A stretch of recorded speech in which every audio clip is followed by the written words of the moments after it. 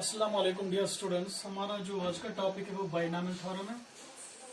तो हम आज बाइनॉमियल थ्योरम का स्टेटमेंट बताएंगे और ये बताएंगे कि इसका प्रूफ हम कैसे निकाल सकते हैं। हालांकि जो इसका जो प्रूफ है वो बुक्स पे भी दिखाया गया है, पर थोड़ा सा हम इंट्रोडक्शन में दे देंगे कि आप समझ उस बुक पे जो प्रूफ दिया गया है आप उसको कैसे समझ सकते हैं।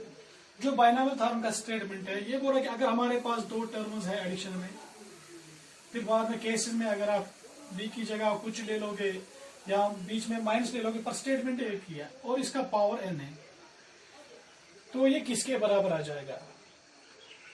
तो जनरल स्टेटमेंट में बोल रहा है कि ये बराबर होता है एन सी जीरो, और पहली टर्म जो यहाँ पे इसका पावर ए रेज़ पावर एन पी यहाँ पे नहीं होगा, प्लस दूसरी टर्म होगी N C one, A raise power इसकी पावर एक कम हो जाएगी और यहाँ से बी शुरू होता है, प्लस एन सी टू, इसका और एक कम हो जाएगा, यहाँ पे एन माइनस वन, जब और कम करेंगे तो एन माइनस टू बनेगा, यहाँ से बी है इसकी एक बढ़ जाएगी तो यहाँ पे बी है, यहाँ पे बी स्क्वायर बनेगा।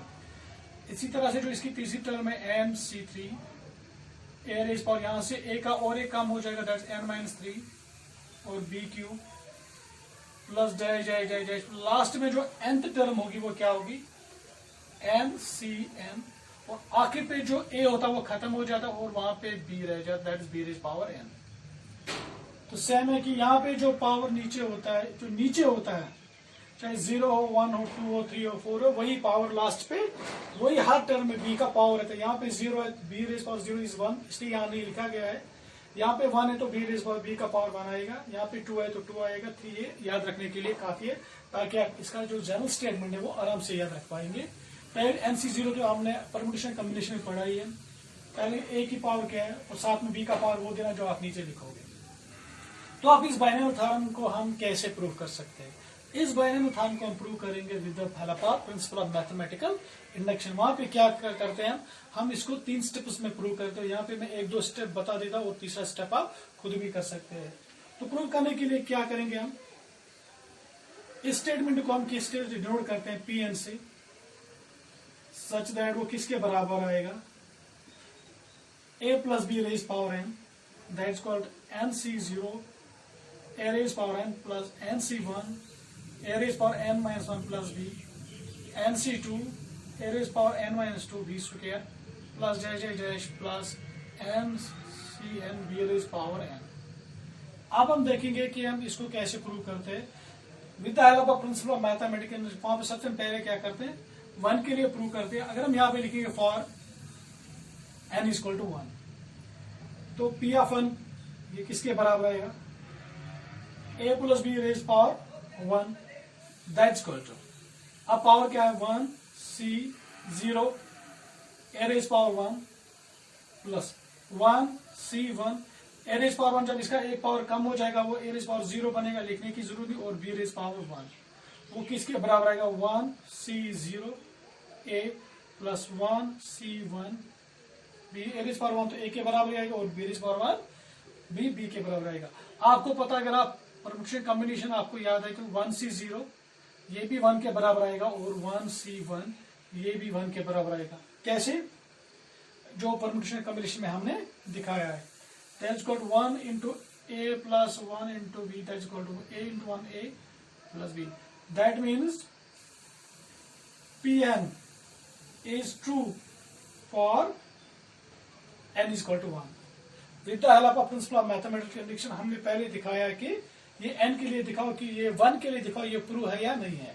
अब दूसरे स्टेप में क्या करते हैं, हम वहां पे लिखते हैं let suppose Pn is true for n is equal to k।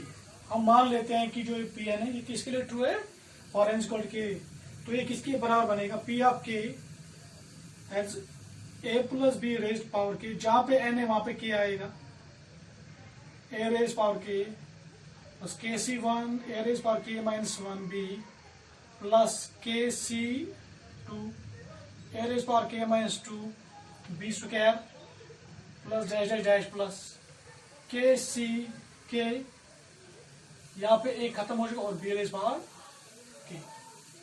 Late Pn is true for n is equal to k। Now हम इसको अब साबित करेंगे, ये ट्रू है किसके लिए, for n is equal to k plus 1।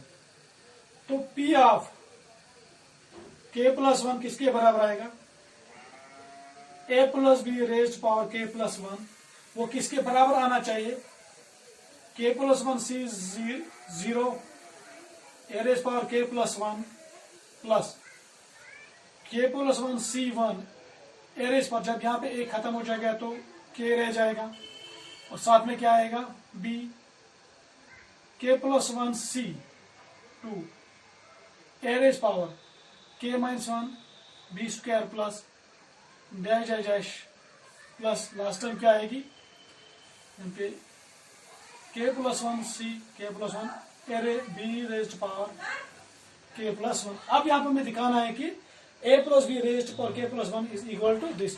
इसको प्रूव करने के लिए हम क्या करेंगे, आप ले लीजिए, ये आप ऐसे लिख सकते हैं a plus B raised power k plus 1, हम ऐसे भी लिख सकते हैं a plus B raised power k into a plus B, ठीक है।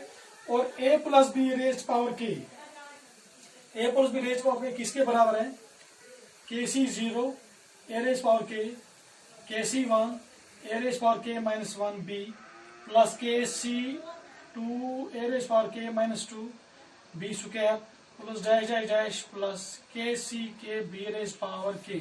इसको मल्टीप्लाई आपको करना है किससे, a प्लस बी से। पहले इन सब को a से मल्टीप्लाई कीजिए, फिर बाद में एडिशन में इन सब को b से मल्टीप्लाई कीजिए और आखिर पे वहां पे कुछ टर्म्स आपको कॉमन आएंगे। कॉमन आने के बाद वहां पे एक बुक्स पे भी वो दिखाया गया है कि आप जो आप कॉमन करेंगे कि वो दो टर्म एडिशन में वो आप एक टर्म के बराबर ले सकते हैं। तो उस तरह से इस बाइनोमियल थ्योरम का प्रूफ निकल के आएगा। और इससे जो आगे वाला स्टेप है आप वो बुक्स पे भी देख लीजिए, क्योंकि यहाँ तक इंपॉर्टेंट है।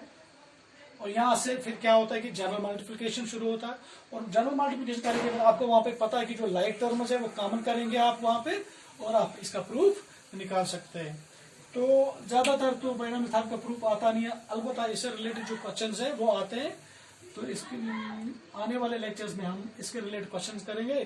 तब तक के लिए अल्लाह हाफिज।